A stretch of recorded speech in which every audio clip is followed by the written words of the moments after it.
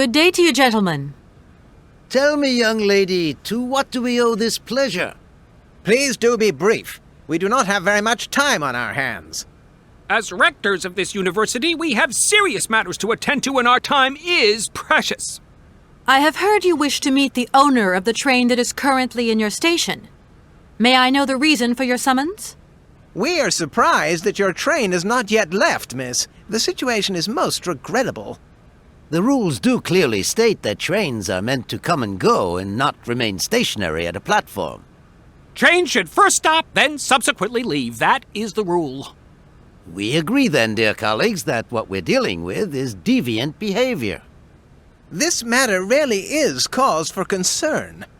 It's a clockwork train, you see? So it needs winding up again. Unfortunately, there is no equipment in the station to do this. A clockwork train? That's strange. How very quaint. You mean it's some sort of mechanical toy? You are causing a hindrance to us, miss. I am very hopeful that I will find what I need along the wall. The wall? Miss, that really is not a suitable place for you to go. Especially for a young lady.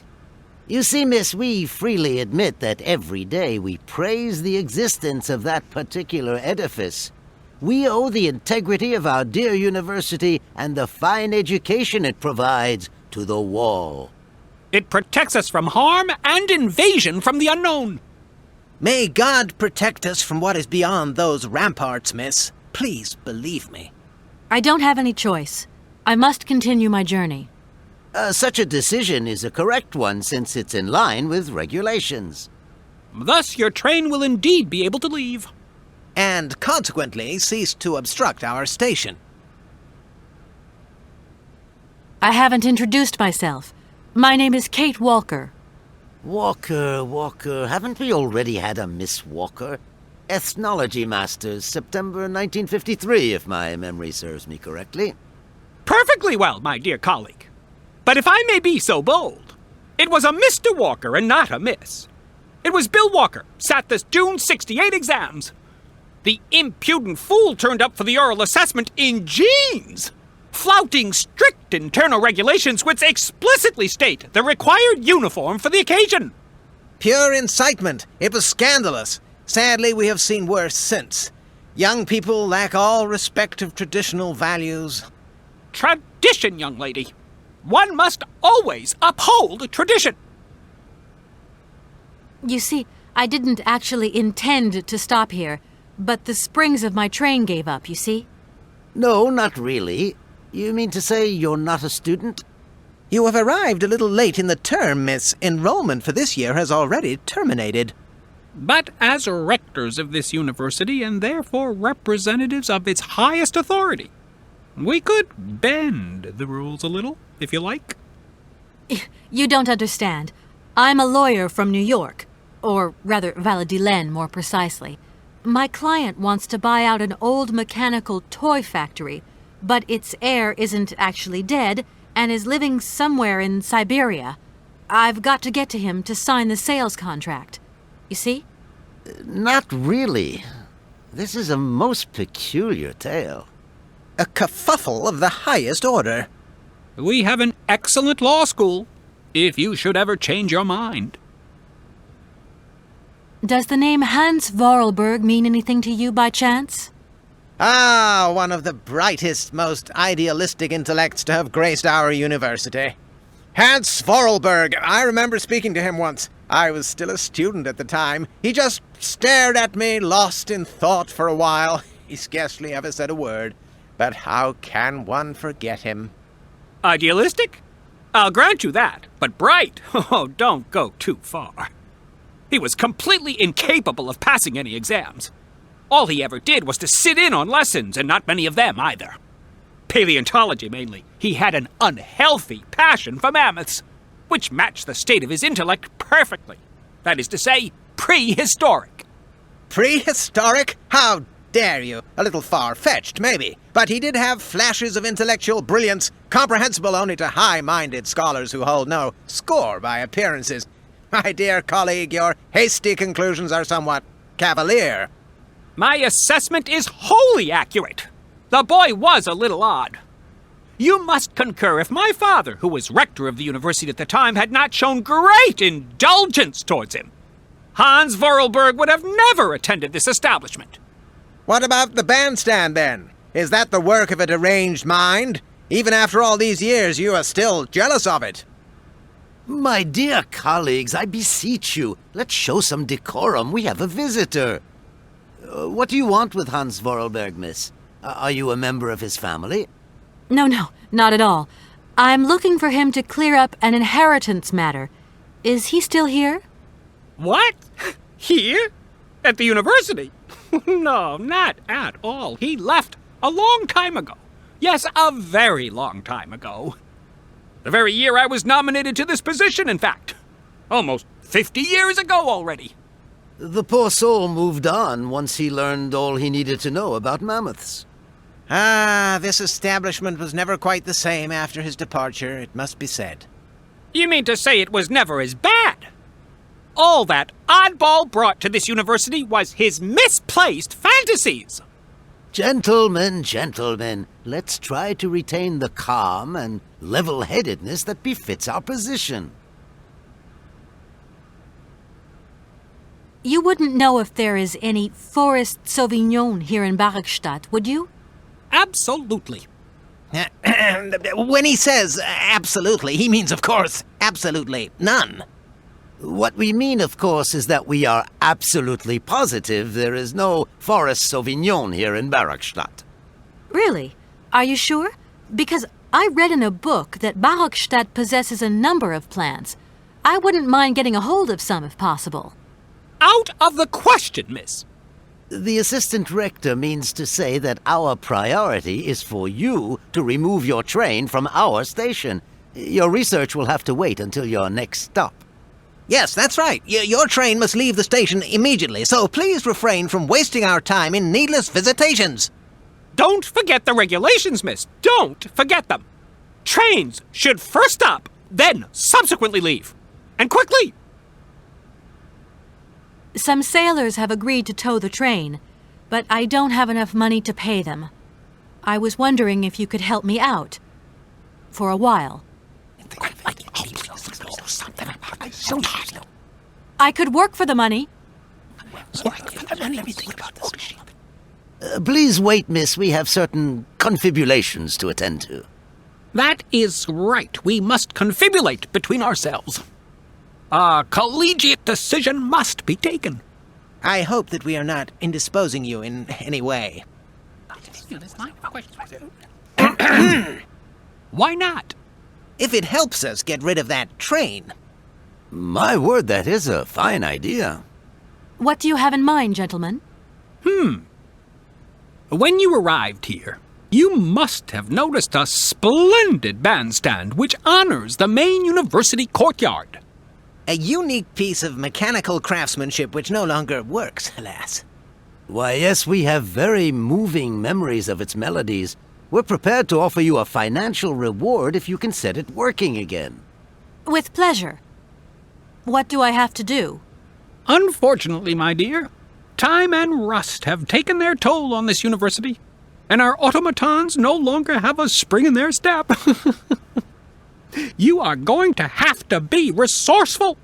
To tell you the truth, there are a number of complex mechanisms here in Barrockstadt, and it would appear that we have unfortunately lost their operating instructions. Your train, however, is an extremely ingenious invention, so you should be no stranger to complex mechanisms, should you? We are therefore counting on your ingenuity, miss. I hope that I can show myself worthy of your faith in me, gentlemen. Well, my dear colleagues, one more university matter nicely tied up. Here we are, busy chatting, and look at the clock. It's tea time. Already? My word, doesn't time fly by? Thank you for a charming visit, miss. And thank you, gentlemen.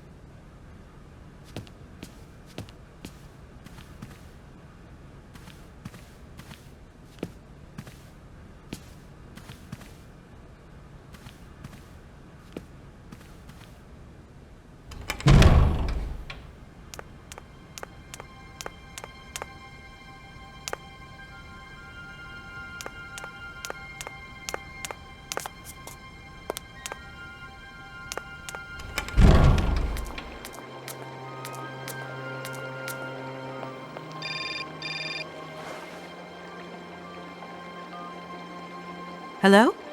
So, you got him then, this air?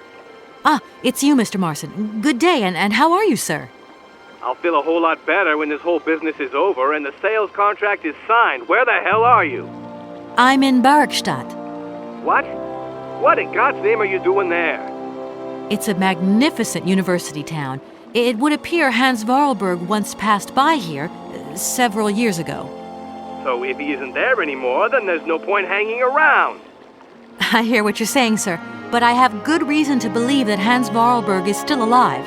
For the time being, I'm trying to gather extra information from people who have known him. What's your next destination? I'm not exactly sure yet. Doesn't sound like you know too much, Kate. I just need a bit of time, Mr. Marson. Yeah, well, time is what you ain't got. Keep me posted.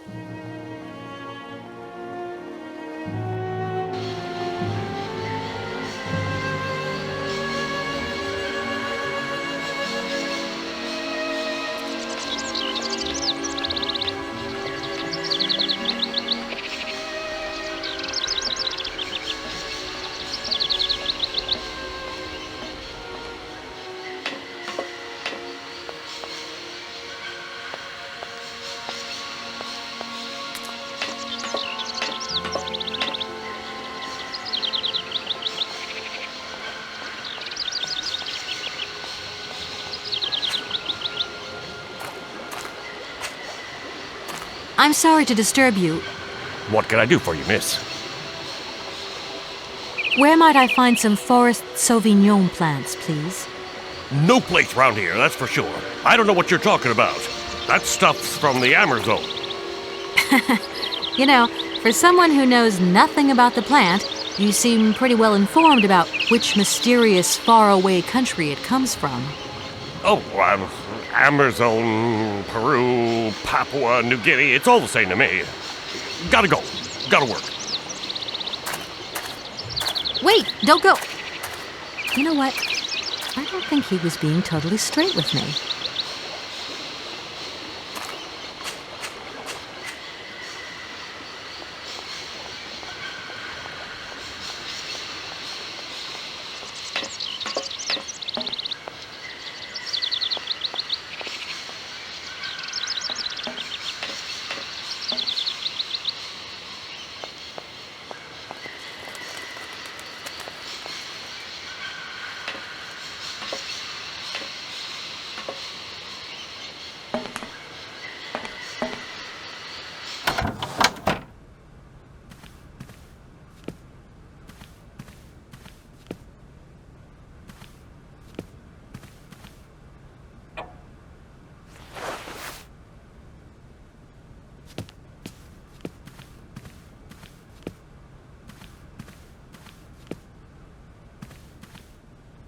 Everything okay, Oscar?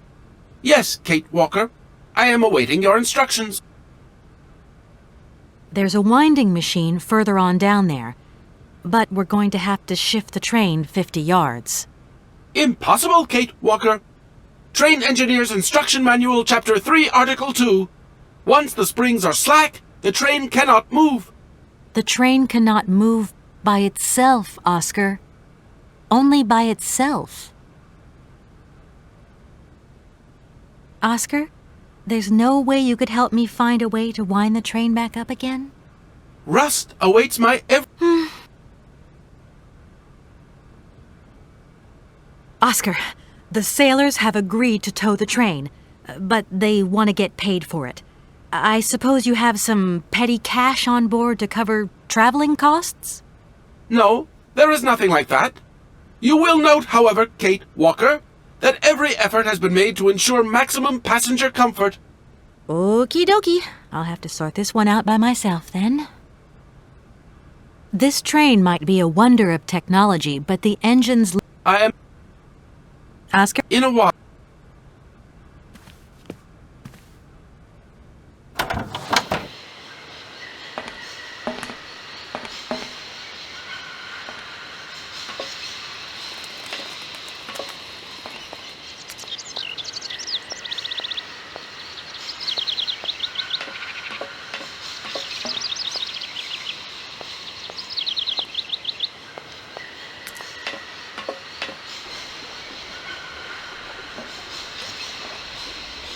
Excuse me, Station Master, but I need you again. Can't you see I am very, very busy? No. Well, I am. Very busy indeed. But, okay, I think I can give you a minute of my time. I'm looking for a kind of little juicy berry. You don't know where I could find some? Look, lady, the station doesn't have any Sauvignon berries, not even Forest Sauvignon. Funny you should mention it. That's exactly what I was looking for. Forest Sauvignon. Sauvignon, raspberries, red currants, they're all the same to me. And we don't grow none of them here. But you see, I have just read a very interesting book which says that the rare Sauvignon berry is actually cultivated here, in the famous Barrockstadt University aviary itself. Well, if it's in a book, then don't believe everything you read, miss. I don't know why, but I don't think you're telling me the truth. What do you mean? I don't know. How should I know where to find your stupid grape? Go ask your Professor, what's his name, Pons, the paleontologist. But you're the master of this station, so you should know better than anyone. Nobody tells me anything. I don't know. Go see the old guy with the fossils. I won't disturb you any longer, Mr. Station Master. Welcome to Barrockstadt, miss.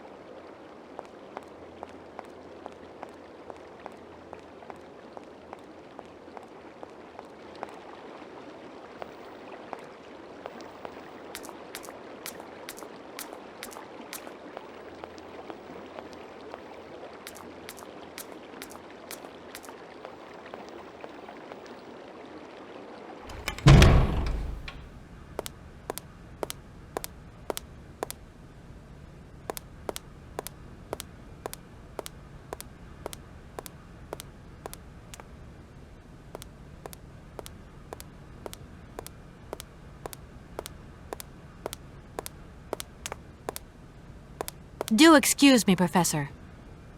Professor, sorry to disturb you again. What is it you want to know, miss? You wouldn't know where the Forest Sauvignon plants are kept in Barrockstadt, would you?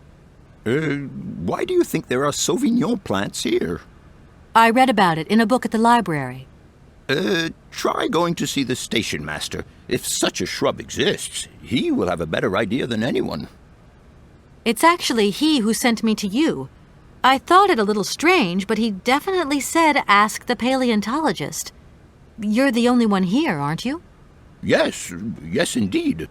What a strange way to behave. Well, I think he must have made a mistake, that's all.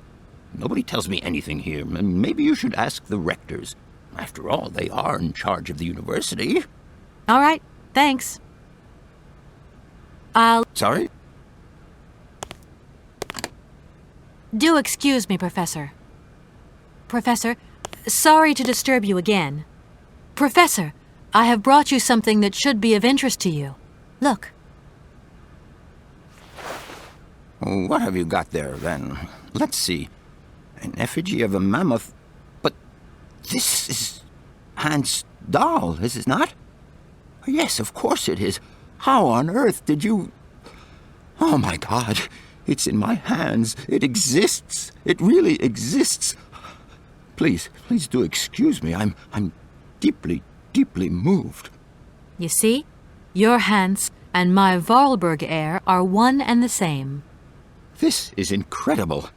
After all these years, how can I ever thank you, my dear? Oh, I must waste no time. I'm off to my laboratory. I must study this carefully. May I borrow your treasure a moment? Well, actually, Don't worry, miss.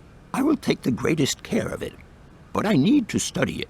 You see, it has such importance to me that this very afternoon I shall deliver an impromptu lecture to my students about this very object. If you are interested in Hans Vorarlberg, then it is essential that you attend. Do you think so? Obviously.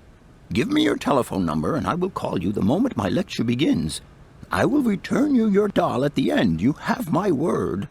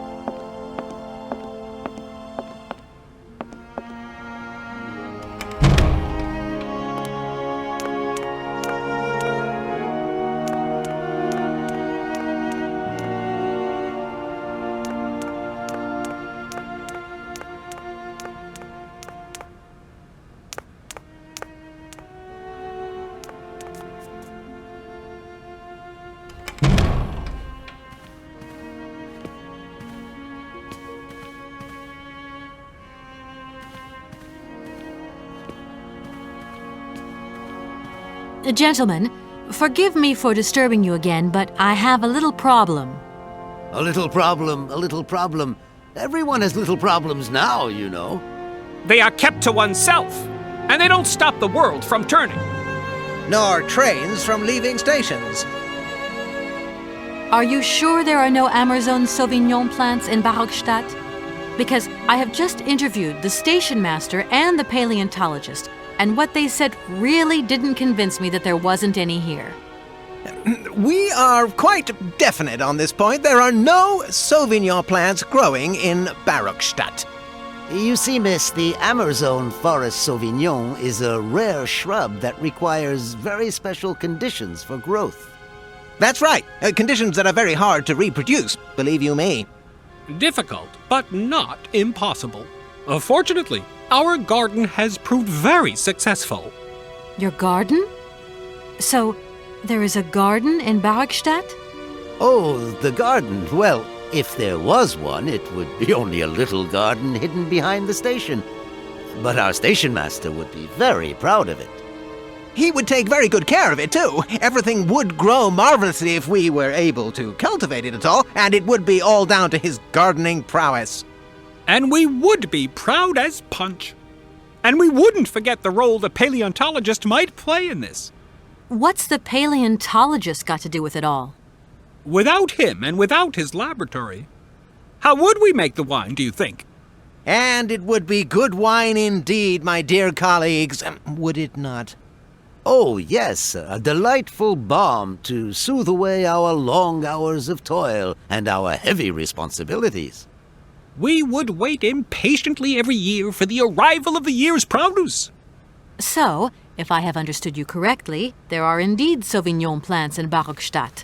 They are cultivated in a garden behind the station, then turned into wine by the paleontologist's loving care, and finally, the pleasure of tasting is yours. If I'm not very much mistaken, gentlemen, you have a minor racket operating here. Miss, you do go jumping to some hasty conclusions. We never said that. That's not what we said at all. We were talking in the conditional, you know, with ifs and woulds. So, what would happen if I had such a hunch? You would have to keep it to yourself, of course. Yes, if you would be so kind as to keep it a secret. It would only be a small local concern, producing barely a few bottles every year. That's right. Nothing so grandiose as a business. Otherwise, we'd be liable to be fined. So we can't count on your discretion, can't we? Don't worry, I have no intention at all of getting messed up in anything. Here we are. All right. Thank you. And